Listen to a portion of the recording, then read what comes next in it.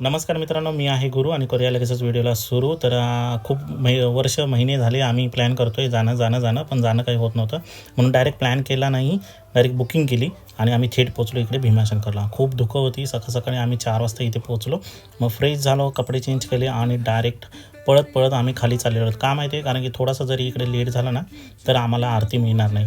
मग सर्व झाल्यानंतर आपल्याला लाईन मिळाली आणि इथे बघा आरतीचा आवाज ऐका.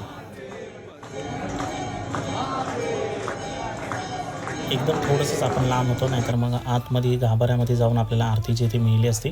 पण काही हरकत नाही, आरती ऐकायला तरी मिळाली. मग आम्ही आतमध्ये गेलो आणि टी व्हीवरती शिवलिंग जे आहे ते स्पष्टपणे दिसत होतं. बाकी इकडे जे मूर्ती वगैरे कोरली होती खतरनाक दिसत होता. मी तर पहिल्यांदा आलो होतो, मला तर बघतच राहावंसं असं वाटत होतं. आणि हे माझं पहिलंच 12 ज्योतिर्लिंगमधलं हे पहिलंच भीमाशंकरचं ज्योतिर्लिंग मी करत आहे. इथे कपाळाला जे भस्म लावून घेतलं मस्तपैकी आणि आपण आतमध्ये गेलो. आतमधली व्हिडिओ जी आहे ती तर काय बनवता आली नाही, पण तुम्ही इथे टी व्हीवरती स्पष्टपणे तुम्ही बघू शकता शिवलिंग किती छान दिसतं आहे. मग आम्ही दर्शन वगैरे केलं आणि इथे गाभाऱ्यामध्ये बसलो. लगेचच आपण पळत बाहेर आलो आणि खरं म्हणजे बघण्यासारखं आहे इथे कळस बघितला आणि मग पुढे गेलो आणि थोड्याच वेळामध्ये इथे धुकं पडली.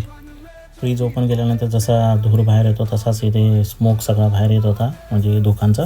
सगळीकडे धुकं झाले होते आणि आपलं नशीब एवढं चांगलं होतं की आपण सकाळी पहाटे इथे आलो. आणि तुम्हाला पण सजेस्ट करेन की जर का दर्शन घ्यायचं आहे तर सकाळी जमेल तितक्या लवकर इकडे या. आणि नंतर बघा कळस दिसत पण नव्हता, म्हणजे कॅमेऱ्यामध्ये थोडा तरी दिसतो आहे, असा रिअलमध्ये दिसत नव्हता इतका. मग आम्ही पटापट गेलो, बसमध्ये चढलो आणि मग चाललो पुढे दुकानचा वातावरण जे आहे ते एन्जॉय करत आम्ही पोचलो इकडे सह्याद्री हॉटेलमध्ये.